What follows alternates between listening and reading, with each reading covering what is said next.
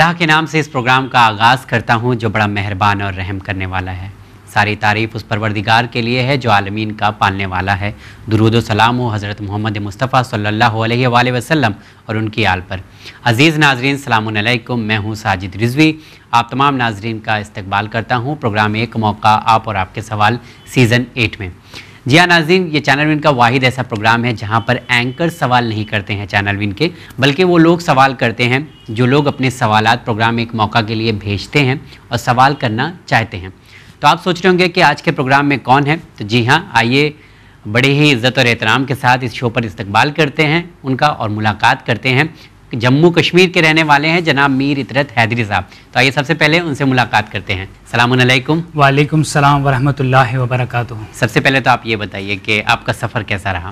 سفر بالکل ٹھیک رہا ہے جی۔ آپ کی دعا سے جی، اور اپنی گھر میں والدہ نے جس طرح سے رخصت کیا ہے اور ان کی دعاؤں سے بالکل اچھا۔ بہت شکریہ۔ چینل ون آپ ہمیشہ دیکھتے رہتے ہیں اور ہم لوگ کو فیڈ بیک بھی آپ کا آتا رہتا ہے، اس کے لیے بہت بہت شکریہ آپ کا۔ نہیں، بالکل ایسی بات نہیں ہے۔ اگر ہم اپنے ملک کی بات کریں تو ہمارے ملک میں سب سے بڑا پلیٹ فارم جو ہے جہاں پہ ہم سب کو نہ صرف اپنی مسلمانوں کو بلکہ غیر مسلموں کو بھی اچھا اور انسانیت کا پیغام دے رہا ہے۔ بالکل، بہت شکریہ آپ کا۔ آپ نے بہترین سوالات بھیجے ہیں پروگرام ایک موقع کے لیے، جس کی وجہ سے آپ کو ایک موقع ملا ہے، تو آپ تھوڑا سا اپنے بارے میں بتائیے، آپ کیا کرتے ہیں؟ میرا نام میر اطرت حیدری ہے اور میں سری نگر جموں کشمیر میں رہتا ہوں۔ میں لکھتا بھی ہوں، آرٹیکلز وغیرہ لکھتا ہوں جو کچھ سماج میں ہمارے ہو رہا ہے، تو کافی زیادہ فکر مند رہتا ہوں میں اور اس پر پھر میں قلم بھی اٹھاتا ہوں اور لوگوں تک بات پہنچاتا ہوں۔ جی، اور آپ کی اس پلیٹ فارم کے ذریعے سے بھی لوگوں تک جو بات پہنچے گی یہ بھی میں اپنے لیے خوش نصیبی سمجھتا ہوں۔ جی بالکل، آپ کا پھر سے بہت بہت شکر گزار ہوں۔ جی، اور میں بزنس بھی کرتا ہوں اپنے گھر میں، اپنا بزنس ہے ہمارا، اور میرے ساتھ میرا بھائی ہوتا ہے اور ہم وہ بزنس چلاتے ہیں۔ چلیے، بہت اچھی بات ہے۔ تو آج امید کرتا ہوں کہ جس طرح سے آپ سوالات بھیجے ہیں اسی انداز میں، کیونکہ آپ جس طرح سے بات کریں اسی انداز میں آپ سوال بھی پوچھیں گے اور مطمئن ہو کر جائیں گے انشاءاللہ۔ ہاں انشاءاللہ مولانا صاحب سے جتنے بھی میرے سوالات ہوں گے، کافی عرصے سے انسان فکر مند رہتا ہے جو سماج میں نے پہلے ہی آپ کو عرض کیا کہ میں لکھتا بھی ہوں، آرٹیکلز وغیرہ لکھتا ہوں اور پیپرز میں بھی میرے آرٹیکلز آتے ہیں، اور سماج کے ریلیٹڈ چاہے ہمارے نوجوان ہو، چاہے خواتین کا حقوق کے حوالے سے مسئلے ہو، یا چاہے سوسائٹی کا کوئی بھی ایشو ہو، مجھے ضرور لگتا ہے کہ ایک ایکسپرٹ سے رائے لینی چاہیے، تب جا کے ان مسئلوں کا حل ہمیں مل جائے گا۔ تو سوال پوچھنے کے لیے تیار ہیں؟ ہاں بالکل، سوال پوچھنے کے لیے چینل ون جیسا پلیٹ فارم ہو، خوشی اس بات کی ہے کہ نہ صرف میرے گھر تک، نہ صرف آپ لوگوں تک، بلکہ پورے سماج تک جو ہے پیغام پہنچے گا، اور امید کروں گا کہ جس طرح سے مجھے مولانا صاحب سے ملاقات ہوئی ہے اور سوالات کے جوابات جس طرح سے مجھے ملیں گے تو مجھے لگے گا کہ سب لوگ اس پر عمل کریں گے انشاءاللہ۔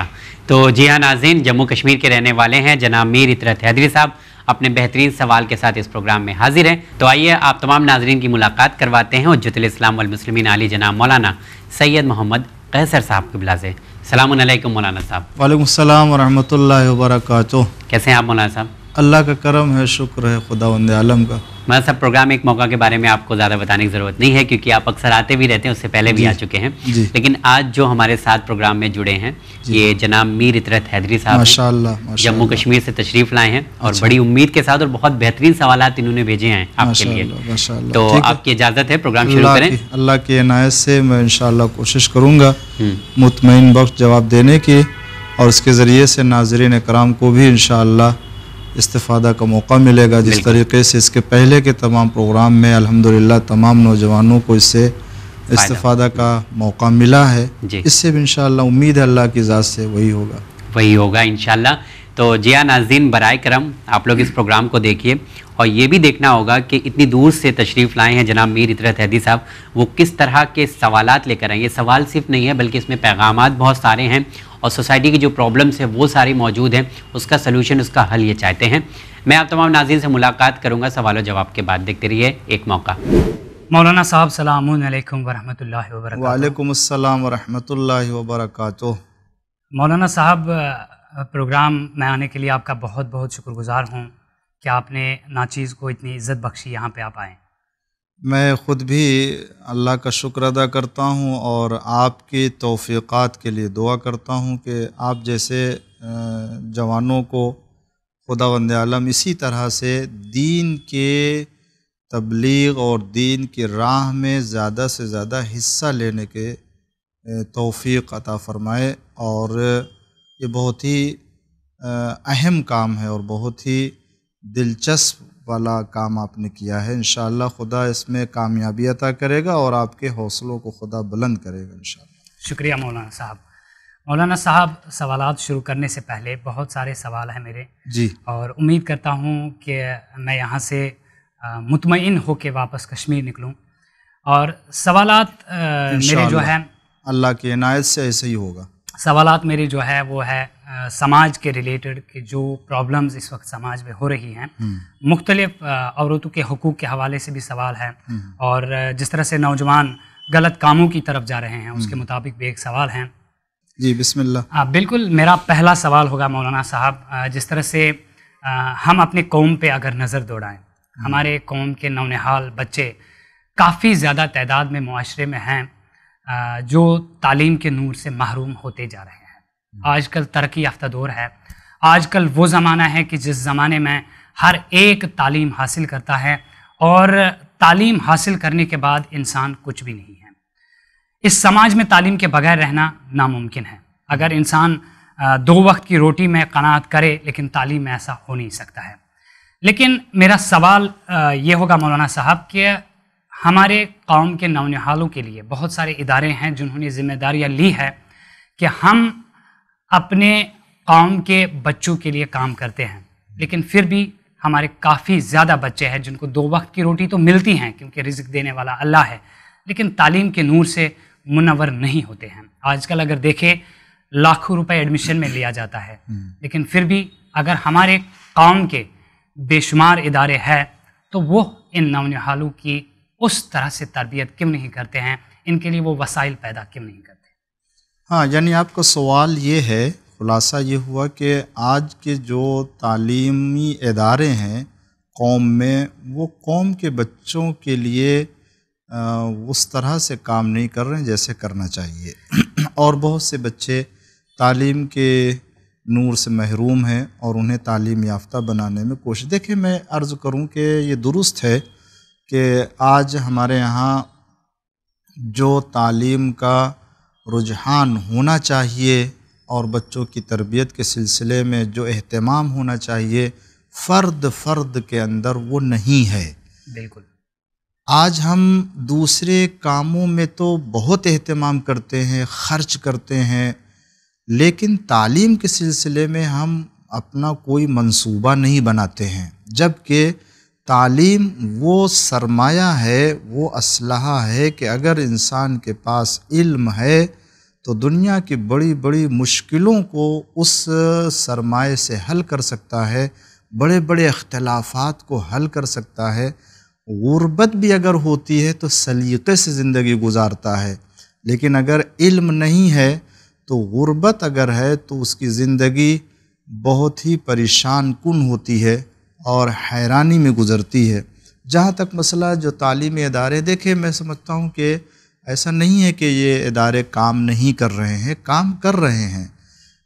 और मैं ख़ुद देख के आया हूँ, और आप जहाँ से तशरीफ़ लाए हैं श्रीनगर से, वहाँ भी बहुत से इदारे हैं, जैसे ख़ुद इमामिया पब्लिक एजुकेशन ट्रस्ट है और इसी तरीके से दूसरे भी हैं जो ख़ुद, बल्कि मैं स्कूल में भी होके आया, बच्चों से भी मुलाकात किया, देखा उनकी ब्रांचेस भी हैं कई जगहों के ऊपर।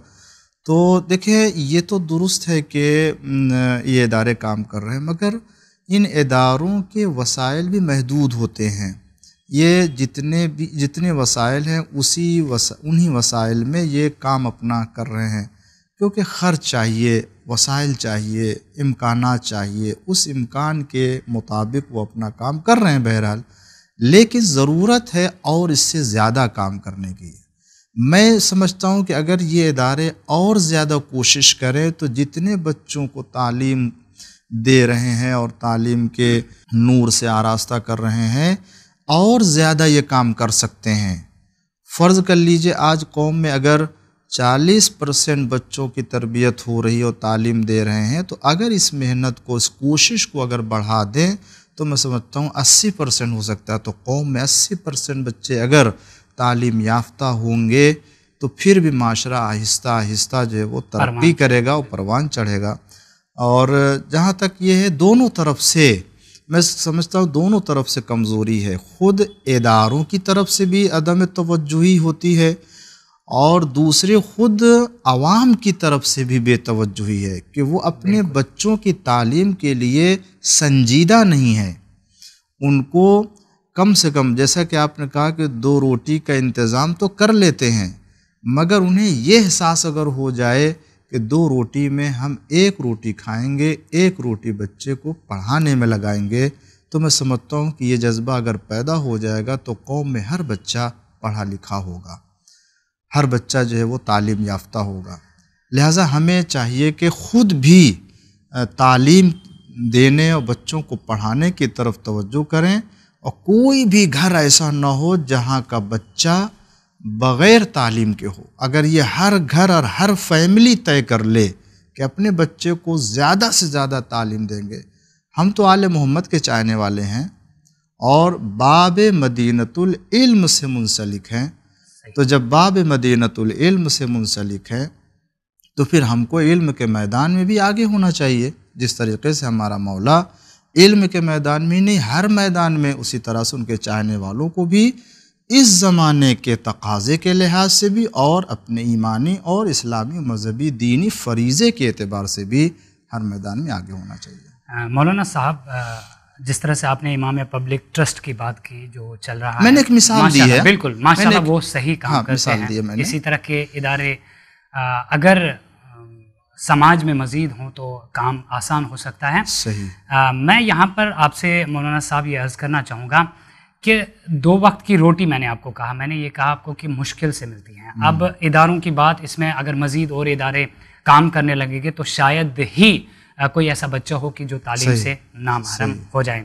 لیکن انفرادی طور پر اب جو سماج میں لوگ رہ رہے ہیں، کیونکہ سبھی تو جس طرح سے ٹرسٹ کو پیسہ نہیں دے رہے ہیں، اب انفرادی طور پر جس طرح سے حضور پاک صلی اللہ علیہ وآلہ وسلم کا ارشاد گرامی ہے کہ اگر آپ کے کسی نیبر میں کوئی پکوان پک رہا ہو اور اس کی خوشبو کسی غریب بچے تک پہنچے اور اس نے اپنے والد صاحب سے تقاضا کیا اس بات کا کہ اس گھر سے وہ خوشبو آ رہی ہے، مجھے ایسا ہی کھانا چاہیے، تو آپ گنہگار ہیں، آپ کو ان چیزوں کا خیال رکھنا ہوگا، کیونکہ آپ کا ایک نیبر ہے جس کو کسی چیز کی ضرورت ہے، اس کے پاس نہیں ہے، اور آپ نے اس کے بچے کو مجبور کیا۔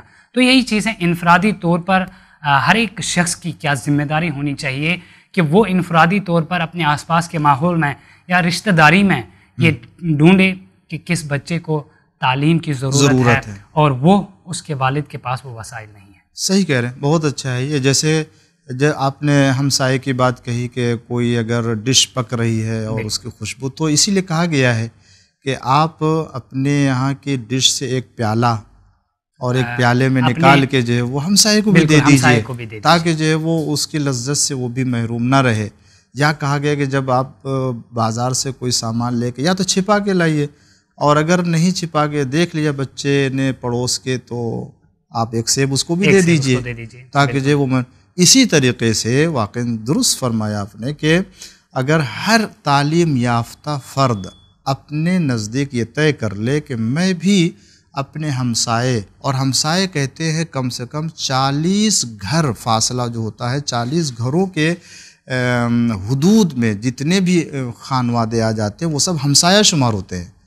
تو ان میں سے اگر طے کر لے کہ میں زیادہ سے زیادہ لوگوں کو دیکھوں کون جو ہے وہ تعلیم سے محروم ہے، ہم اس کو جو ہے وہ کوشش کر، جتنی بھی کوشش کر سکتا ہے، خود کر سکتا ہے کرے، نہیں کر سکتا کسی ادارے تک پہنچا دے، ادارے نے کسی فرد تک پہنچا دے، تاکہ وہ کم سے کم علم سے آراستہ ہو جائے اور تعلیم یافتہ ہو جائے۔ اگر یہ طے کر لے تو بہت حد تک میں سمجھتا ہوں قوم سے جہالت دور ہو سکتی ہے، اور جب یہ سلسلہ شروع ہو جائے گا تو پھر رکے گا نہیں، اور انشاءاللہ اس میں کامیابی ملے گی۔ بہت شکر گزار ہوں کہ امید کرتا ہوں کہ جتنے بھی ہمارے ناظرین اس پروگرام کو دیکھ رہے ہیں انہوں نے انفرادی طور پر بھی اپنی ذمہ داریوں کو سمجھا ہوگا کہ ہمیں کیا کرنا چاہیے، اور جتنے ادارے ہمیں کام کرتے ہیں ہم دعا گو ہے کہ ان میں اللہ تبارک و تعالیٰ زیادہ وسعت دے تاکہ ہمارے قوم کے جو نونہال ہیں، جو ہمارا فیوچر ہے، وہ مزید زیادہ جو ہے نکھر جائے۔ آپ کا شکر گزار ہوں۔ مولانا صاحب، دوسرا سوال میرا ہوگا، اخلاق سے قومیں بنتی ہیں اور بگڑتی ہیں۔ صحیح۔ ہمارے معاشرے میں ہمارا اخلاق کیسا ہونا چاہیے تاکہ ہماری قوم جو ہے وہ نکھر جائے؟ صحیح، احسن، تم اچھی بات کہی ہے، بہت اہم سوال ہے، مگر ضرورت یہ ہے کہ ہم پہلے سمجھیں کہ اخلاق کہتے کسے ہیں۔ بالکل۔ اگر ہم اخلاق سمجھ لیں تو پھر اس کے بعد جو ہے وہ بہت سے مسائل حل ہو جائیں گے۔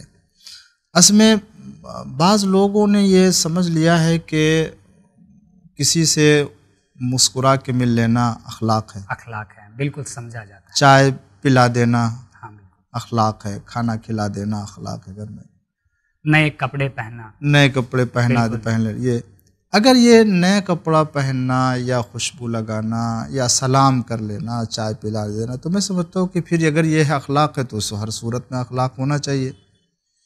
آپ کسی کو ایک مرتبہ چائے پلائیے اور وہ بیٹھا رہے، 5 منٹ کے بعد پھر لا کے آپ چائے پلا دیجئے، بالکل اخلاق تو بڑھتا ہی رہے گا۔ پھر چائے پلا دیجئے آپ، اور 20 منٹ کی نشست میں آپ کم سے کم جو اس کو 10 مرتبہ چائے پلائے، تو کیا وہ چائے پیے گا 10 مرتبہ؟ ہرگز نہیں۔ سلام کیجئے اسے، ایک مرتبہ وارد ہوا، سلام کیا آپ نے، تھوڑی دیر بعد پھر سلام کیجئے اس کو، 2 منٹ بعد پھر اس کو سلام کیجئے، تو وہ آپ کی سلامتی کی دعا کرنے لگے گا کہ یہ لگتا ہے کہ صحیح بات ہے۔ اس کا مطلب ہے کہ سلام کرنا اخلاق نہیں ہے، صرف سلام کر لینا، چائے پلا دینا۔ پھر کیا ہے اخلاق؟ اخلاق کہتے ہیں اپنے عمل سے، اپنے کام سے، اپنی باتوں سے سامنے والے کے دل کو خوش کر دینا۔ ماشاءاللہ، دل کو خوش کرنا کسی بھی عمل سے۔ اگر سامنے والا آپ کے عمل سے راضی ہو گیا، خوش ہو گیا، اس کو اخلاق کہتے ہیں۔ ہو سکتا ہے سلام کرنے سے، ہو سکتا ہے چائے پلانے سے، ہو سکتا ہے مدد کرنے سے، ہو سکتا ہے مشکل حل کرنے سے، ہو سکتا ہے اس کی فیس جمع کرنے سے، ہو سکتا ہے فیس کے جمع کرنے میں، مشکلات کو برطرف کرنے میں، ہو سکتا ہے بیمار کی عیادت کرنے میں، ہو سکتا ہے اس کو ہاسپٹل لے جانے میں، بیمار ہو گیا، کوئی بھی مسئلہ دنیا جس کا کوئی سے بھی دل کام، خوش ہو جائے، دنیا کا کوئی بھی کام کہ جس کی ہمیں اسلام اجازت دیتا ہے، اور اس کے ذریعے سے ہم سامنے والے کے دل خوش کر لیں۔ بالکل اسلام کے اسلامی دائرے میں، اسلامی دائرے میں، مطلب اسلامی چونکہ اسلامی فکر اور اسلامی نقطہ نظر کی بنیاد پر ہم بات کر رہے ہیں، تو اسلامی دائرے میں رہتے ہوئے، تو اس کے علاوہ ہمارے سامنے تو ائمہ معصومین علیہ السلام کا کردار ہے، اخلاق اس سے بڑھ کر کے کیا ہوگا؟ حضور اکرم کے لیے خدا نے فرمایا انک لعلی خلق عظیم، آپ اخلاق کے بلند ترین درجے کے اوپر فائز ہیں۔ اب اگر ہمارے پاس رسول اللہ صلی اللہ علیہ وآلہ وسلم کا اخلاق ہے اور معصومین علیہ السلام کا اخلاق ہے، الحمدللہ ہمارے پاس تو 14 معصوم کردار ہے اور اخلاق ہے۔ اگر ہم کسی راہ پر بھی چلیں تو ہمارے لیے زندگی آسان ہو جائے گی۔ تو ان سیرتوں کو، ان اخلاق کو ہمیں چاہیے کہ سماج میں، معاشرے میں لے کر کے آئیں، تاکہ ایک دوسرے سے ربط ہو، ایک دوسرے سے لوگوں کا رشتہ بڑھے، تاکہ ہم ان کی مشکلات کو حل کر سکیں۔ معصومین علیہ السلام ہمسائے کے بارے میں، مسلمان کے بارے میں، حتیٰ جو مخالفین تھے ان کے بارے میں بھی، یا جو فقیر ہیں، جو غریب ہے، جو نادار ہے، جو بے روزگار ہے، کس طریقے سے مولا ان کی مدد کرتے ہیں۔ امام سجاد علیہ السلام غیر مسلم بھی، وہی کہہ رہے ہیں، جو غیر مسلم کسی طریقے سے کوئی معصومین علیہ السلام کے عمل سے نہ موافق کو، نہ مخالف کو، نہ غیر مسلم کو کسی طرح کی کوئی جو ہے وہ تکلیف نہیں پہنچتی تھی۔ تو آج ہم کو بھی اہل بیت علیہ السلام کے ماننے والوں کو چاہیے کہ اپنے عمل سے سماج میں کوئی بھی فرد ہو، خاص طور سے آپ کا ہمسایہ، ہمارا ہمسایہ ہے، اگر کوئی پڑوسی ہے تو اس کو ہمارے عمل سے کسی طرح کی تکلیف نہیں ہونا چاہیے، بلکہ اسلام تو کہتا ہے، اس طرح سے اخلاق کے مظاہرے کی دعوت دیتا ہے کہ اگر آپ کے عمل سے کسی کو تکلیف نہیں ہو رہی ہے تو یہ اخلاق ہے۔ یعنی صرف یہی نہیں ہے کہ آپ کا پڑوسی آپ کو تکلیف نہ دے، آپ کا پڑوسی اگر آپ کو ستائے بھی تو آپ اسے نہ ستائیں، ایسا ہے، آپ اس کو تکلیف نہ پہنچائیں، آپ کی طرف سے کسی طرح کی اس کو کوئی شکایت ہے، یہ ہمسایہ کا حق ہے، اور یہ اسلام اخلاق کی تعلیم دیتا ہے۔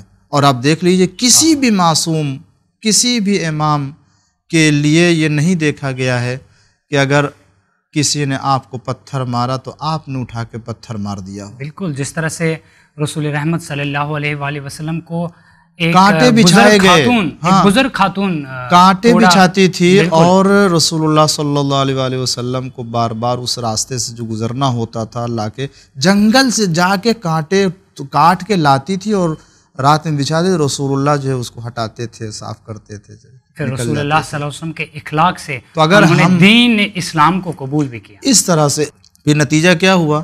آج ہم ہوتے تو کیا ہوتے؟ اگر ہمارے گھر کے سامنے کسی نے کانٹے بچھائے ہوتے اور ہمیں معلوم ہو تو فلاں نے بچھایا، تو شاید ہو سکتا ہے کہ ہم یا تو اس سے ڈبل جا کے کانٹے بچھا دیتے، یا لڑائی جھگڑے کرنے کے لیے، یا پھر جو ہے وہ ہم اپنی فوج تیار کر لیتے۔ بالکل۔ اور رسول اللہ صلی اللہ علیہ وسلم کا کیا اخلاق تھا؟ ایسا اخلاق تھا کہ وہ ضعیفہ یہ کہنے پر مجبور ہو گئی کہ آپ بتاؤ کلمہ آپ کا کیا ہے، اور میں آپ کے دین اور آپ کے اسلام کو قبول کرنے کے لیے تیار ہوں۔ ایسا اخلاق۔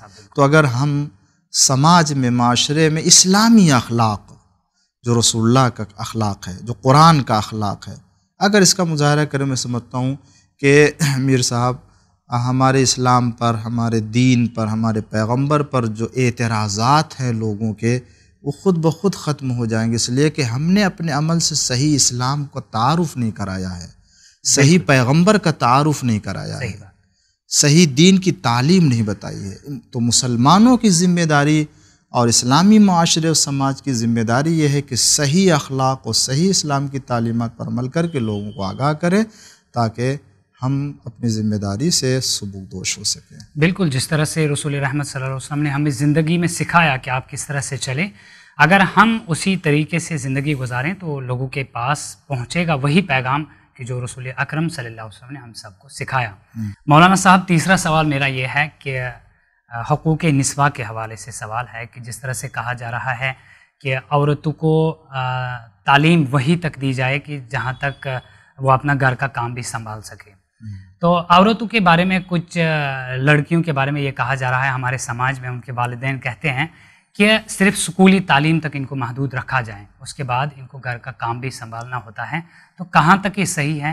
دین ہمیں کس چیز کی اجازت دیتا ہے کہ عورت کہاں تک تعلیم؟ نہیں، دیکھیں اس سلسلے میں ہم کو ضروری ہے کہ خود دین کے تعلیم اور دین کے حکم اور شریعت کے حکم سے آگاہ ہوں۔ اگر ہم شریعت کے حکم سے آگاہ ہوں گے تو پتہ چلے گا کہ لڑکیوں کو یا لڑکوں کو کتنی تعلیم دینی چاہیے۔ یہ کس نے طے کر دیا کہ اس کو اسکول تک رہنا چاہیے؟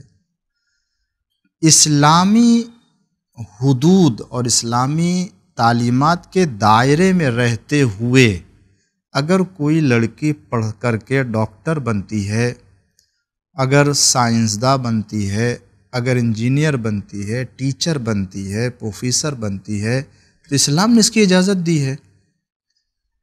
کوئی حد ایسی معین نہیں کی گئی ہے کہ اس کو بس یہیں تک پڑھنا ہے، اس کے آگے نہیں پڑھنا ہے۔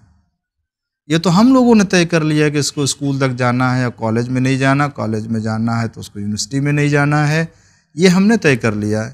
ہاں، یہ ہو سکتا ہے کہ کسی کے حالات کہاں تک اجازت دیتے ہیں، وہ حالات کے متقاضی ہوتے ہیں، تو وہاں تک۔ گھر میں ایک بچی ہے اور ماں باپ اکیلے ہیں، وہ کہاں تک پڑھ سکتی، کہاں، یہ ایک الگ مسئلہ ہے۔ لیکن کسی بچی کو اگر تعلیم دینا ہے تو اسلام اس کی اجازت دیتا ہے کہ پردے میں، حجاب میں، اسلامی دائرے میں اور اسلامی تعلیمات کے دائرے میں رہتے ہوئے اگر وہ ترقی کرنا چاہتی ہے، پڑھنا چاہتی ہے، تو اس کو پڑھنے کی اجازت دی گئی ہے اور پڑھنا چاہیے۔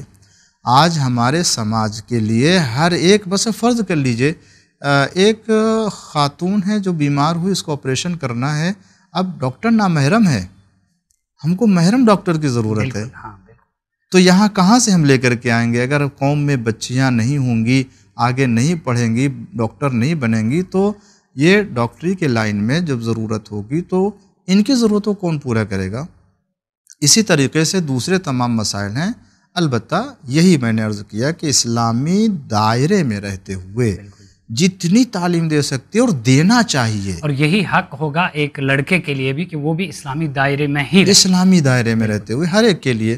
ورنہ وہ تعلیم کے جو اسلام کے دائرے سے ہٹ کر کے ہو، وہ تعلیم وہ علم یاد رکھے نوجوان بچے بچیاں دونوں، جس تعلیم میں اسلامی حدود کی رعایت نہ کی جائے وہ نہ دنیا میں اسے کام آ سکتی ہے اور نہ ہی آخرت میں. وہ نقصان دہ ہوگا اس کے لیے دنیا میں بھی آخرت میں. شکریہ مولانا صاحب، بالکل اچھی طریقے سے آپ نے اس سوال کا بھی جواب دیا، اور ہم سمجھ گئے کہ جتنا حق ہے لڑکے کو پڑھنا اتنا ہی حق ایک لڑکی کو بھی اسلام اجازت دیتا ہے، لیکن معاشرے میں اسلامی دائرے میں رہ کر دونوں کو اپنی جو تعلیم ہے وہ کنٹینیو کرنی ہوگی. مولانا صاحب ایک اور سوال ہے میرا اہم. ایک حدیث جس میں یاد دلا دوں، بھی یاد آ گئی ذہن میں، حضور اکرم صلی اللہ علیہ وآلہ وسلم نے اس تعلیم کے سلسلے میں جو آپ نے فرمایا ہے اس میں کسی طرح کا امتیاز نہیں قائم کیا کہ مردوں کو اتنا پڑھنا چاہیے اور عورتوں کو اتنا پڑھنا چاہیے. اچھا بالکل. طلب العلم فریضۃ علی کل مسلم و مسلمہ، دونوں کا ذکر ہوا ہے یہاں پر. اگلا سوال مولانا صاحب میرا یہ ہوگا کہ ہم سب جانتے ہیں کہ بصیرت کے حوالے سے ہم بات کر رہے ہیں. بصیرت جو ہے اہم حصوں میں سے ایک ہے. اگر آج کے انسان یا نوجوان کی بات کریں تو سوشل میڈیا، فیس بک ہو، انسٹاگرام ہو، یا جتنے بھی ہمارے سوشل میڈیا ایکٹیویٹیز ہیں ان میں سبھی نوجوان اپنے آپ کو عالم سمجھنے لگے ہیں. فتویٰ جاری کرتے ہیں فیس بک پر ہی، کسی کو پوچھنے کے بغیر ہی کہ یہاں پہ اسلام اس طرح سے کہہ رہا ہے. پھر جب ہم کتابوں کا مطالعہ کرتے ہیں تو اس کا دور دور تک ذکر نہیں ہوتا ہے. صحیح. تو کیا ان چیزوں سے ہمارے نوجوان نسل کی بصیرت جو ہے وہ ختم ہوتی ہے؟ دیکھیں یہ تو صحیح کہہ رہے ہیں کہ آج کے میڈیا نے اور جو سوشل میڈیا خاص طور سے ہے اس میں ہر ایک جو ہے وہ ایک حدیث دیکھتا ہے یا کوئی اسلامی میسج دیکھتا ہے تو وہ سمجھتا ہے کہ یہی ہے اور اسی کو فارورڈ بھی کرنے لگتا ہے، جبکہ اس کی بیس و بنیاد کو نہیں سمجھتا ہے. وہ اسلامی تعلیمات کو سمجھنے کے لیے اس طرح سے کسی چینل پر یا واٹس ایپ پر گروپ پر کوئی میسج آ جانے سے نہیں سمجھ میں آتا ہے. بالکل. باقاعدہ جب تک کہ اس کو اسلامی معارف اور اسلامی تعلیمات کو سمجھنے کا موقع فراہم نہیں ہوگا. ہمیں چاہیے کہ ہم ان تمام میسیج سے یا ان تمام سوشل میڈیا سے اسی حد تک استفادہ کرے جو ہمارے لیے ضروری ہے، اور جو ہمارے لیے ضروری نہیں ہے اسے اگنور کرنا چاہیے، نہیں اس کو اپنے طرف لے کے آنا چاہیے. اور خود بھی اس کا علم پہلے ہونا چاہیے، پہلے سے علم اس کا ہونا چاہیے کہ اگر فرض کر لیجئے ہم اس کو یوز کر رہے ہیں تو یہ ہماری زندگی کے لیے کتنا ضروری ہے اور کتنا فائدہ پہنچانے والا ہے. بہت سے کھانے ہیں، آپ دیکھ لیجئے انسان ہر کھانا نہیں کھاتا ہے. بالکل صحیح. اس کو معلوم ہے کہ یہ نقصان دہ ہے، نہیں کھائیے، اور دوسرا جو ہے وہ اس کا انتظام اہتمام کرتا ہے. تو اسی طریقے سے ہر میسج کو جو ہے دیکھ لینا چاہیے. ہر گروپ میں جانے سے پہلے یہ دیکھ لینا چاہیے کہ ہمارا اس گروپ پہ آنا کتنا فائدہ مند ہے، یا اس میسج کو فارورڈ کرنا کتنا جو ہے وہ. تو اسلامی وہ کیا کہتے ہیں، کسی بھی گروپ میں ہونا اور کسی گروپ سے میسج آنا یہ ضروری نہیں ہے کہ یہ صحیح یا حقیقت کے اوپر مبنی ہو. ہم کو صحیح تعلیم حاصل کر کے اس کی سچائی کو پرکھنا چاہیے. اس طرح سے اپنے سوچ اور اپنے فکر میں اضافہ کر کے اس کو جو ہے وہ استعمال کرے. تو اگر یہ کر لے گا تو انسان کی بصیرت میں خود بخود اضافہ ہوگا. بالکل. جس طرح سے قرآن شریف میں بھی ذکر آیا ہے کہ اللہ تبارک و تعالیٰ بھی قرآن شریف میں فرماتے ہیں فَاسْأَلُوا أَهْلَ الذِّكْرِ إِن كُنتُمْ لَا تَعْلَمُونَ. یعنی پہلے ہی اللہ تبارک و تعالیٰ نے کہا کہ آپ جس لائن کے بارے میں آپ جاننا چاہتے ہیں تو اسی لائن کے ایکسپرٹ سے آپ لوگوں سے پوچھ لیجئے تاکہ جو ہے وہ صحیح غلط معلوم ہو سکے، نقصان و فائدے کا علم ہو سکے. تو اس کو اپنی زندگی میں لے کر کے آئیے. ضروری ہے ہر نوجوان اور ہر جو ہے وہ جوان کے لیے کہ اپنے لیے فائدہ و نقصان کو سمجھے اور اس کے بعد اس کو یوز کرے. بالکل جی. تبھی تو اجازت ہے ہمیں کہ آپ ایک عالم دین کے پاس جائیے کہ جتنے بھی مسائل ہیں آپ کے جی وہ آپ کو جیسے بہترین مثال ہے، آپ وہاں سے چل کر کے آئے بالکل یہاں دور سے، اور اتنے سارے سوالات لے کر کے آئے ہیں. آپ یہاں بیٹھ کر کے تاکہ ماہرین کے ساتھ جو وہ آپ تبادلہ خیال کریں اور یہ میسج دوسروں تک پہنچے. ہر فرد کو چاہیے کہ اب اس کے نزدیک اگر کوئی اسلام سے متعلق کوئی بات ہے تو اگر وہ خود ماہر نہیں ہے تو کسی ماہر سے اسے پوچھ لینا چاہیے اور اس کے بعد جو ہے اس کو. اور یہ بھی ہے کہ جتنے ہمارے نوجوان فیس بک یا کوئی بھی سوشل میڈیا کا پلیٹ فارم یوز کرتے ہیں ان تک بھی یہ پیغام جائے گا کہ آپ کوئی بھی حدیث ایسے ہی فیس بک پر اپلوڈ نہیں کر سکتے ہیں جب تک نہ اس کے بارے میں آپ کو پوری علمیت ہو. صحیح کریں. اس سلسلے میں ایک بات اور عرض کروں تاکہ یہ بات مکمل ہو جائے کہ ابھی ہمارے لیے اسلامی تعلیمات میں یہ ہے کہ آپ کو جب تک کسی کے بارے میں یقین نہ ہو کسی کے بارے میں کوئی بات کہی گئی ہے بالکل آپ اس کو دوسرے کی طرف نسبت نہ دیجئے، اس کی طرف نسبت نہ دیجئے، گواہوں کو دوسروں کو نہ بتائیے، دوسروں تک یہ خبر نہ کیجئے. یہ اور اگر آپ نے کیا اس کے ذمہ دار ہوں گے آپ کو. یہی بات جب گروپ میں آتی ہے، میسیج میں آتا ہے کسی کے بارے میں، تو کیا یہ پروف ہو جاتا ہے کہ یہ بات درست و صحیح ہے؟ نہیں ہو پروف ہوگا. اور اس کے بعد وہ بغیر سمجھے ہوئے فارورڈ کر دیتا ہے دوسروں تک. جس طریقے سے ہم کسی کے بارے میں کوئی بات بتاتے ہیں اور ہماری ذمہ داری ہوتی وہی صورتحال گروپ سے کسی دوسرے کو فارورڈ کر دینے کا بھی ہوگا. اگر اس نے فلاں کے بارے میں ہمارے میسج کے ذریعے سے سمجھا ہو، غلط سمجھا، اس کے ذمہ دار ہم ہوں گے. اور دوسری بات یہاں پر مولانا صاحب عرض کرنا چاہوں گا، فارورڈ کی بات ایک ہے، شیئر کرنے کی بات کچھ لوگ اس کو کاپی کرتے ہیں پھر پیسٹ کرتے ہیں. اگر جس نے یہ پہلے اپلوڈ کیا ہوگا اس کو پتہ چلے گا کہ میں نے غلط کیا، وہ اپنے پیج سے ہٹا دے گا، لیکن جس نے کاپی پیسٹ کیا ہوگا وہ نہیں ہٹے گا. وہ ہٹے گا نہیں، وہ اس کے نام سے رہے گا. پھر وہ اس کے نام سے ہوگا تو اس کی ذمہ داری بڑھتی رہے گی. جی شکریہ، بہت بہت شکریہ. آپ نے اس سوال کا بہترین انداز میں جواب دیا. مولانا صاحب اگلا سوال میرا ہوگا کہ مولا علی علیہ السلام فرماتے ہیں کہ علم سے بہتر تجربہ ہے، اور رسول اکرم صلی اللہ علیہ وآلہ وسلم علم کے حوالے سے کہہ رہے ہیں کہ علم سے بڑی چیز دنیا میں کوئی نہیں ہے. تو اس حدیث کو ہم کس طرح سے سمجھیں، اور مولا علی علیہ السلام کا قول جو نہج البلاغہ میں موجود ہے ان کے درمیان آپ فرق واضح کیجئے کہ مولا علی علیہ السلام کیا سمجھانا چاہتے ہیں ہمیں، اور رسول اکرم صلی اللہ علیہ وسلم جو کہہ رہے ہیں کس طرح سے ہم سمجھیں اس کو. دونوں ایک ہی بات ہے، کوئی فرق نہیں ہے. اور جو شہر علم سے لیا ہے باب مدینۃ العلم نے وہی بات کہی ہے. پیغمبر اسلام صلی اللہ علیہ وآلہ وسلم علم کے فضیلت کی بات کر رہے ہیں، مگر کون سا علم؟ وہ علم کہ جو تجربے کے ساتھ اور عمل کے ساتھ ہو. آیا وہ علم کہ جو عمل کے ساتھ ہو فضیلت رکھتا ہے، یا وہ علم جو بغیر عمل کے ہو؟ اچھا، وہی علم تو با فضیلت ہے جس میں عمل ہو، تجربہ ہو. تو جب اس علم کی کوئی قدر و قیمت نہیں ہے جس میں عمل نہ ہو، تو مولا کائنات گویا وہی کہنا چاہتے ہیں، وہی فرماتے ہیں کہ علم سے بہتر تجربہ اور عمل. اس کا مطلب یہ ہے کہ اگر آپ یہ کہتے ہیں کہ علم سے بہتر تجربہ ہے یعنی عمل کرنا، مولا کائنات فرماتے علم کافی نہیں ہے، عمل کرنا اس کے ساتھ ضروری ہے.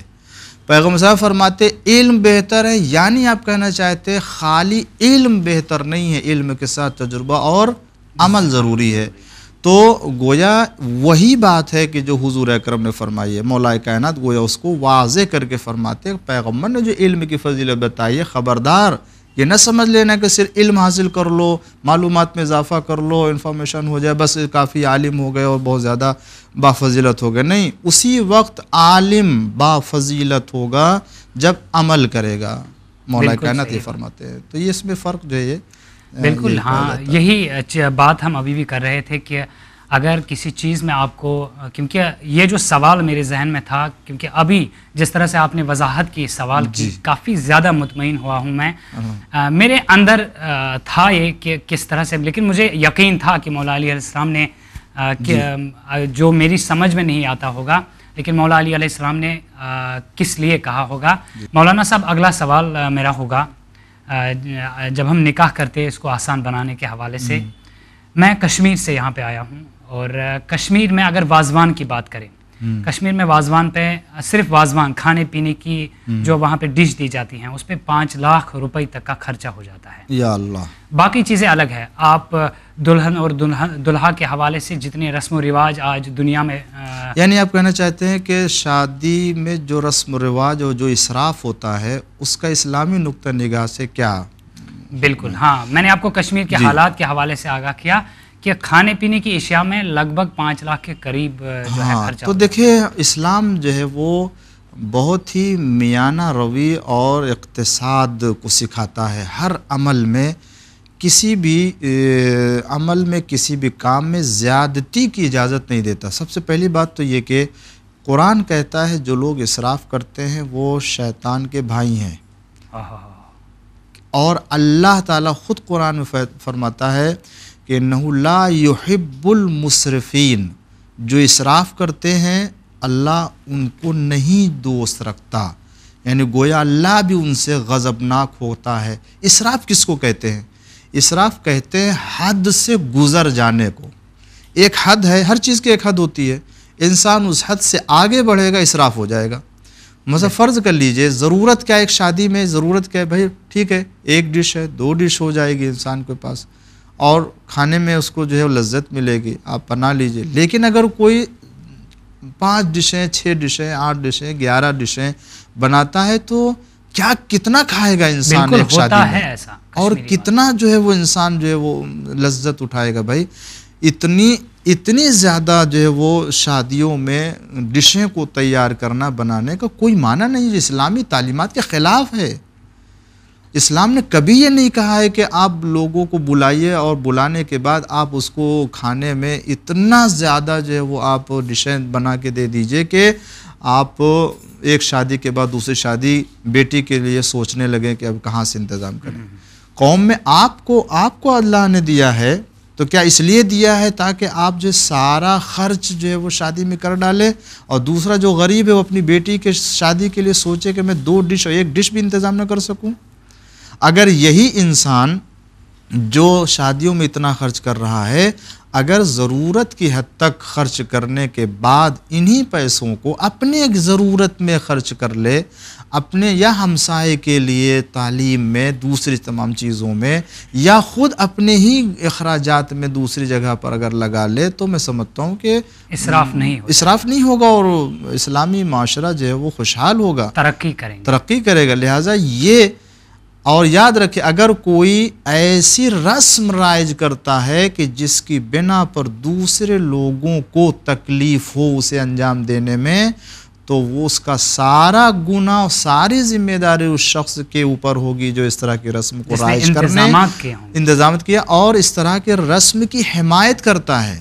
لہٰذا ضروری ہے کہ ایسے افراد سماج میں پیدا ہوں جو اس طرح کی زیادتیوں کو، اسراف کو ختم کریں اور بالکل سادی شادی کا اہتمام کریں تاکہ سماج کا ہر طبقہ اسے انجام دے سکیں اور اسراف سے بچ سکیں. رسول اللہ صلی اللہ علیہ وسلم کے سامنے ایک شخص نے دودھ رکھا اور شہد، تو پیغمبر صلی اللہ علیہ وسلم نے فرمایا کہ جب ایک چیز میرے لیے کفایت کرتی ہے اور میرے لیے ایک چیز کافی ہے تو میں دوسری چیز کی ضرورت ہی نہیں ہے، اس کو اٹھا لو.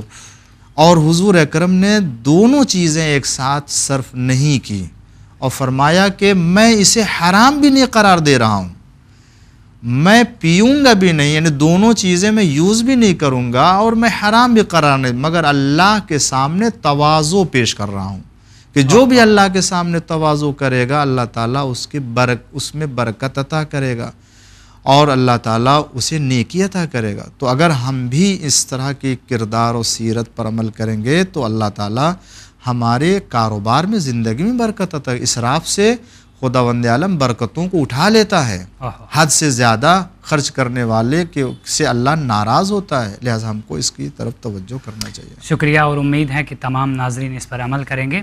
اگلا سوال مولانا صاحب، جیسے کہ سورہ لقمان میں اللہ تعالیٰ فرماتے ہیں، اس میں ایک چیز ہے جس کا ذکر اللہ تبارک و تعالیٰ نے کہا ہے کہ اس کا علم میرے علاوہ کسی کے پاس نہیں ہے، اور وہ بارش کب گرے گی اور بارش کب رکے گی. صحیح. جیسے کہ مولانا صاحب ہم سب جانتے ہیں کہ آج کل بہت ساری اپلیکیشنز آئی ہوئی ہیں جن کا ہم استعمال کرتے ہیں. صحیح. اور شادی بیاہ کی تقریبات بھی انہی اپلیکیشنز کے ذریعے سے انجام دی جاتی ہیں کہ اس اپلیکیشن پہ دیکھا جاتا ہے کہ فلانی تاریخ پر بارش گرے گی تو اس تاریخ کو ہم شادی نہیں کریں گے. تو کیا یہ ہمارے ایمان کی کمی ہے یا ہمیں ان اپلیکیشنز پر عمل کرنی چاہیے؟ دیکھیں یہ تو درست ہے کہ ہر چیز کا علم اللہ کے پاس ہے، مگر خداوند عالم نے ان چیزوں سے آگاہی کے لیے بہت سی چیزوں کو، ہر چیز کو نہیں، کچھ چیزوں سے آگاہی کے لیے علامتوں کو قرار دیا ہے، نشانیوں کو قرار دیا، آثار قرار دیا کہ ان آثار سے اگر انسان پہنچنا چاہے، آگاہ ہونا چاہے تو آگاہ ہو سکتا ہے. ہر انسان کے اندر کچھ نہ کچھ رکھا ہے. جیسے خود جانوروں میں، بہت سے جانوروں میں روایتوں میں ہے کہ کچھ جانور ایسے ہیں کہ جنہیں آندھی، طوفان، بارش آنے سے پہلے احساس ہو جاتا ہے، لہٰذا وہ آواز کرنے لگتی ہیں اور وہ بولنے لگتی ہیں، حرکت میں آ جاتی ہیں، انہیں معلوم ہو جاتا ہے، اور بعد میں تھوڑی دیر کے معلوم ہوتا ہے کہ ہاں واقعاً طوفان آ گیا. خداوند عالم نے ستاروں کو اسی طرح سے، اور بہت سے گزشتہ زمانے میں لوگ راہوں کی آگاہی، راستوں کی آگاہی جو ہے وہ ستاروں کے ذریعے سے کر لیتے تھے. اسی طریقے سے سورج کے جو ہے وہ طلوع و سورج کے غروب ہونے سے اور اس کے جو ہے وہ زوال ہونے سے وقت کا تعین کر لیتے تھے. تو کچھ آثار پیدا کیے اللہ تعالیٰ جس کی بنا پر انسان ان کے نتائج سے وہاں تک پہنچ سکتا ہے. تو دنیا نے ترقی کی اور سائنس نے ترقی کی، جس کی بنیاد پر جو ہے وہ آج موسمیات کے جو کیا کہتے ہیں دستگاہیں ہیں، مشینیں ہیں، ان کے ذریعے سے انسان جو بتا دے. مگر ایک فرق ہے، یہ خبر تو دے دیتے ہیں مگر ضروری نہیں کہ 100% وہ خبر صحیح ہو، درست ہو. بالکل ضروری نکلتا ضروری نہیں ہے. کیوں؟ اس لیے کہ انہوں نے تو صرف ایک جو ہے وہ نشانی اور ایک علامت جو بھی ان کا جو ہے پیمانہ تھا، جو پیمانہ تو اس پیمانے کے لحاظ سے انہوں نے خبر دے دی ہے، مگر یہ ایسا ہی ہونے والا ہے یہ صرف اللہ جانتا ہے، یہ وہ نہیں کہہ سکتے ہیں. یہ اللہ کہہ سکتا ہے یا اللہ نے جس کو علم دیا ہے، اور وہ محمد اور آل محمد علیہ الصلوۃ والسلام ہے، جن کو خداوند عالم نے غیب کے علم سے آگاہ کیا ہے اور وہ جانتے ہیں. اسی لیے ہم زیارت جامع وغیرہ میں پڑھتے ہیں کہ خداوند عالم بارش نازل کرتا ہے کس کے ذریعے سے؟ آل محمد علیہ السلام کے ذریعے سے. تو خدا نے ان کو علم دیا، یہ بتا سکتے. لہٰذا یہ ایمان کا مسئلہ نہیں ہے. یہاں پر تو خداوند عالم نے جو علامتیں قرار دی ہیں ان کے ذریعے سے انسان کوئی بھی ہوگا، محنت کرے گا اور علم میں ترقی کرے گا تو وہ نتیجے تک پہنچ سکتا ہے. مگر اہل بیت علیہ السلام کا اس سے دنیا والوں کا مقایسہ نہیں کیا جا سکتا ہے. اللہ نے ان کو خاص علم دیا ہے. بہت شکریہ کہ اس انداز میں آپ نے رہنمائی فرمائی اس سوال کی. اگلا سوال مولانا صاحب میرا ہوگا حقوق والدین کے حوالے سے. جی بسم اللہ. آج کل اولڈ ایج ہومز میں بہت سارے ہمارے بزرگ جو ہے وہ جاتے ہیں اور شادی سے پہلے ایک اولاد کو والدین میں کوئی غلطی نظر نہیں آتی ہے. شادی کرتے ہی بدل جاتے ہیں اور کہتے ہیں کہ ہمارے والد صاحب نے ہمارے ساتھ ایسا کیا یا ہماری والدہ نے ہمارے ساتھ ایسا کیا ہے. سماج میں ہر طرح سے آج ایسا دیکھا جاتا ہے. تو کیا ہم اپنے والدین سے بیزار ہو سکتے ہیں؟ نہیں، ہرگز نہیں. اللہ تعالیٰ نے قرآن کریم میں ماں باپ کی عزت، ان کا احترام کرنے کے لیے اسی سے اندازہ لگا سکتے ہیں کہ جہاں خدا نے اپنی عبادت کا ذکر کیا ہے وہیں والدین کے ساتھ نیکی سے پیش آنے کا بھی ذکر کیا ہے. بالکل ساتھ میں کسی اور چیز کو کئی جگہوں کے اوپر اللہ تعالیٰ نے ذکر کیا ہے. اللہ تعبدوا الا اللہ وبالوالدین احسانا. خبردار دیکھو، سوائے خدا کی کسی کی عبادت کرنا اور ماں باپ کے ساتھ عزت اور ان کا احترام کرنا. تو اس کا مطلب یہ ہے کہ خدا کی نگاہ میں ماں باپ کی عزت جتنا محترم مقدس ہے کوئی اور نہیں جس کو اللہ نے اپنے ساتھ ذکر کیا. لہٰذا دنیا میں اگر کوئی رشتہ قابل احترام ہے انسان کے لیے تو ماں باپ کے رشتے سے بڑھ کے کوئی رشتہ نہیں ہے. لہٰذا دنیا میں اگر انسانی رشتے میں کوئی احترام کے لائق اور سب سے اہم مقدس رشتہ ہو سکتا ہے تو وہ صرف اور صرف ماں باپ کا رشتہ ہے. اگر ماں باپ میں کوئی غلطی ہمیں نظر آ جائیں تو کیا ہم جتنے لوگ ہیں سوسائٹی میں جن سے ہم ملتے جلتے ہیں، کیا ان سے ہم کہہ سکتے ہیں کہ ہم اس لیے اپنے والد صاحب سے ناراض نہیں نہیں، بالکل نہیں کہہ سکتے. کیوں؟ اس لیے کہ حتیٰ معصوم کی روایت یہ ہے، ہمیں اسلام تعلیم دیتا ہے کہ اگر آپ کے ماں باپ مسلمان نہیں ہیں اور آپ مسلمان ہیں یا مسلمان ہو گئے تو ان کے ساتھ بھی بے احترامی سے پیش آنے کی اجازت نہیں دیتا ہے. ان کی اطاعت کرنا ہے انہی کاموں میں جن کاموں میں اللہ اجازت دیتا ہے. اگرچہ وہ نان مسلم ہے، اگرچہ وہ مسلمان نہیں، مگر پھر بھی ان کی عزت کرتے رہنا اور ان کی بے احترامی نہ کرنے کی تعلیم دیتا ہے. تو پھر اگر ماں باپ مسلمان ہیں، ان سے کوئی خطا ہو کسی طرح کے، اسلام کہتا ہے کہ قرآن کہتا ہے کہ انہیں جھڑکو نہیں. فلا تقل لہما اف ولا تنہرہما. اس کا مطلب جو تفسیر میں آیا ہے، امام نے فرمایا اگر نرمی سے پیش آنے کا مطلب یہ ہوتا ہے ماں باپ کے ساتھ کہ اگر تمہیں تھپڑ ماریں تو تم ان کے لیے کہو کہ اللہ تعالیٰ میرے ماں باپ کو معاف کر دے اور ان کو صحت عطا فرمائے.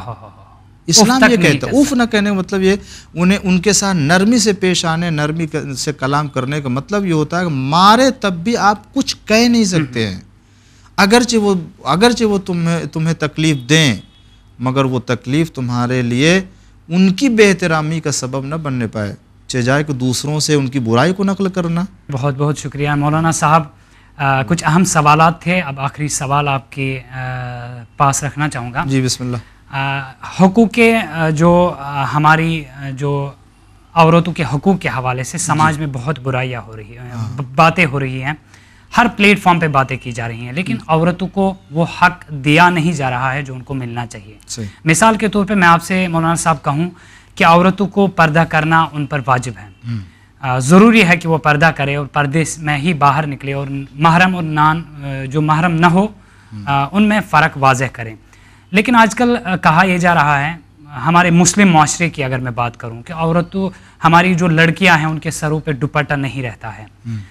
پھر جب ان سے سوال کرتے ہیں، ان کے والدین سے، ان کے بھائیوں سے، وہ کہتے ہیں کہ ہماری اپنی مرضیاں، آپ اس میں کچھ کر نہیں سکتے ہیں. ان کے لیے آپ ایک پیغام ایسا دے دیجیے. نہیں، دیکھیں کسی بھی انسان کو اسلام کی تعلیمات سے باہر نہیں جانا چاہیے. اپنی پسند کو ہر مسلمان کو چاہیے کہ اپنی پسند کو اور اپنے گھر والوں کی پسند کو خدا کی پسند کے اوپر نہیں رکھنا چاہیے. اسی لیے یہاں پہ ذکر ہوا ہے کہ اگر آپ کے والدین آپ کو روکے اللہ کے کام سے تو وہاں پہ اطاعت ضرور. وہاں اطاعت نہیں ہے. بالکل. خدا کے حکم کے آگے کسی کا حکم نہیں چلے گا. اللہ کی مرضی کیا ہے؟ حجاب کے ساتھ رہے. اللہ کیا چاہتا ہے؟ محرم و نامحرم میں فرق رہے. اللہ کیا چاہتا ہے؟ عورت بازار میں آئے مگر حجاب کے ساتھ آئے. اللہ کیا چاہتا ہے؟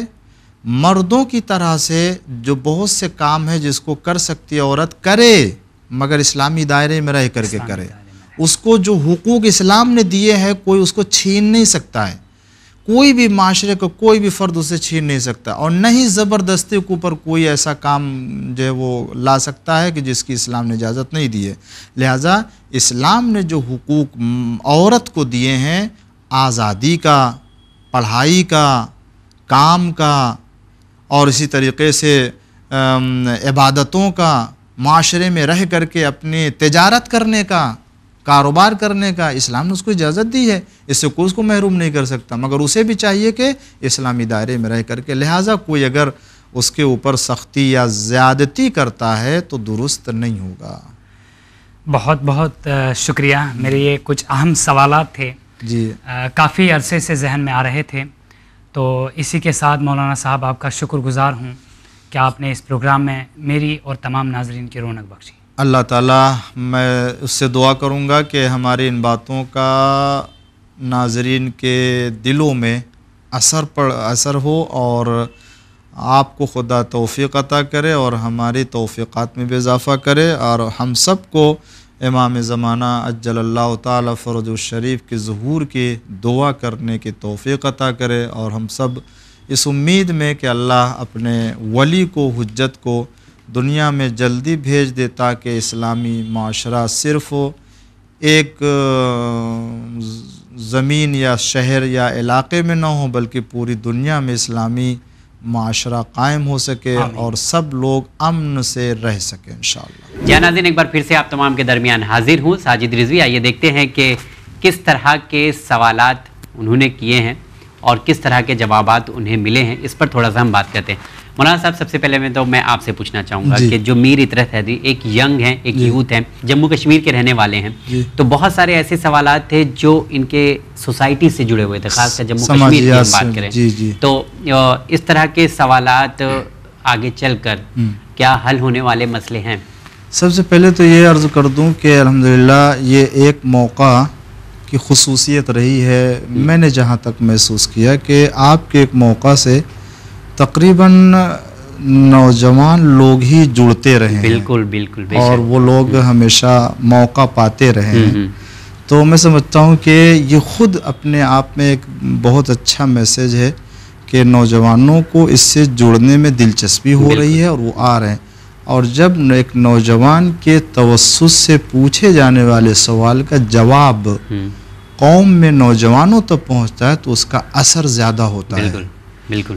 اور میں سمجھتا ہوں کہ جتنے بھی مسائل اور سوال رکھے ہیں ہمارے برادر محترم میر اطرت صاحب نے، وہ بہت ہی چبھتے ہوئے سوالات ہیں سوسائٹی کے خاص طور سے، اور رسم و رواج سے متعلق، خاص طور سے تعلیم سے متعلق اور خواتین سے متعلق، یہ سارے والدین کے احترام سے متعلق۔ اچھا، کشمیر کا ایک مسئلہ انہوں نے بولا تھا کہ پیسہ بہت خرچہ ہو جاتا ہے شادی میں، اسراف سے، تو میرے خیال سے تو یہ کشمیر کا ہی مدعا نہیں ہے بلکہ یہ ہر جگہ کا ہے، ہر جگہ کا ہے، کم و زیادہ، کم و بیشتر تقریباً ہر جگہ کا ہے۔ اور میں چونکہ وہاں پر شریک بھی ہوا ہوں شادی میں، دیکھا، میں نے خود بھی مشاہدہ کیا، تو وہاں دوسروں کی نسبت سے، یعنی دوسری جگہوں کے نسبت سے زیادہ خرچ ہو رہا ہے، زیادہ خرچ ہو رہا ہے وہاں پر۔ ہمارے یہاں بھی ہے جو غلط ہے، اور وہاں بھی اس سے زیادہ، اس سے بھی زیادہ غلط ہے جو فضول خرچی ہے۔ تو میں سمجھتا ہوں کہ یہ جو سوالات ہیں اگر قوم متوجہ ہو جائے تو بہت بھلا ہوگا قوم کا بھی اور خود دوسرے لوگوں کا بھی۔ تو سوالات پورے اچھے تھے ان کے، الحمدللہ الحمدللہ۔ چلیے مولانا صاحب، بہت بہت شکریہ۔ تو میر اطرت حیدری صاحب، آپ کو مولانا صاحب نے جوابات دیے، اور میں چاہتا ہوں کہ اب جاتے جاتے آپ ناظرین سے کیا کہنا چاہیں گے، خاص کر ایک موقع کے بارے میں، اور جو جواب مولانا صاحب نے دیے اور ان سب کے بارے میں بھی آپ کیا کہنا چاہیں گے تھوڑا؟ سب سے پہلے ایک موقع، ایک ایسا پروگرام ہے کہ جس کی پوری دنیا میں آپ کو کہیں پہ مثال نہیں ملے گی، جی، نہ صرف ہمارے ملک میں، ماشاءاللہ چینل ون کے پروگرامز پوری دنیا میں دیکھے جاتے ہیں، اور اس پروگرام سے نوجوان، ہمارے جو قوم کے نوجوان ہیں، ان کو جتنا فائدہ ملتا ہے شاید ہی کسی اور چینل سے ملتا ہے، کسی اور پروگرام سے ملتا ہے۔ رہی بات مولانا صاحب کے جوابات کے حوالے سے، بہت زیادہ مطمئن ہوں میں۔ کچھ سوالات میرے ذہن میں ایسے تھے کہ جن کو مجھے ڈھونڈنے سے بھی جواب نہیں ملتا تھا، لیکن بالکل میں آپ کو کہہ سکتا ہوں کہ مولانا صاحب سے جو ملاقات میری ہوئی ہے، یہ میری حوصلہ افزائی ہے کہ اس طرح سے انہوں نے میرا احترام کیا اور اس طرح سے سوالات کے جوابات دیے۔ بہت زیادہ مولانا صاحب کا بھی شکر گزار ہوں، اور آپ سب چینل ہم لوگ پوری ٹیم کا بھی آپ کے شکر گزار ہیں کہ خاص کر اتنا وقت لگا کے وہاں سے آنا، وہاں سے یہ بڑی بات ہے۔ بالکل، لوگ گھومنے کے لیے جاتے ہیں، تفریح کے لیے بھی جاتے ہیں، لیکن بہت کم لوگ ایسے ہوتے ہیں کہ جو علم کے لیے آگے بڑھے۔ اس بارے میں آپ کو ساجد بھائی یہ کہنا چاہوں گا کہ رسول رحمت صلی اللہ علیہ وسلم نے کہا کہ علم حاصل کرنے کے لیے اگر آپ کو چین بھی جانا پڑے، چین کا مطلب یہ نہیں ہے کہ چین ہمارے نزدیک ہی ہے یہاں پہ، لیکن چین کا مطلب ہے احادیث کے ذریعے سے کہ دور جگہ، دور، اگر آپ کو ضرورت پڑے تو جائیں، بالکل ضرورت پڑے تو آپ جائیں۔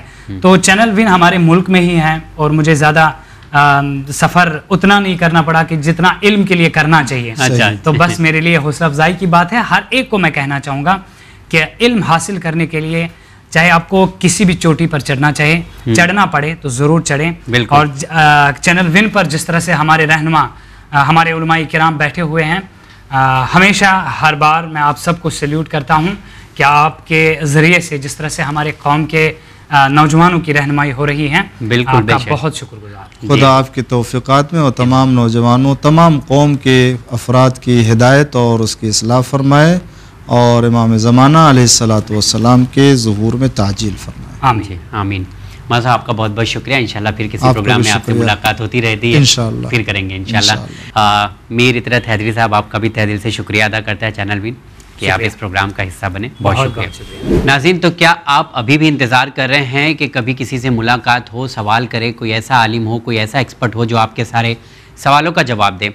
तो इंतज़ार करने की ज़रूरत नहीं है, क्योंकि चैनल विन आपके दरमियान है, आपके लिए है और हमेशा आपका साथ देता है।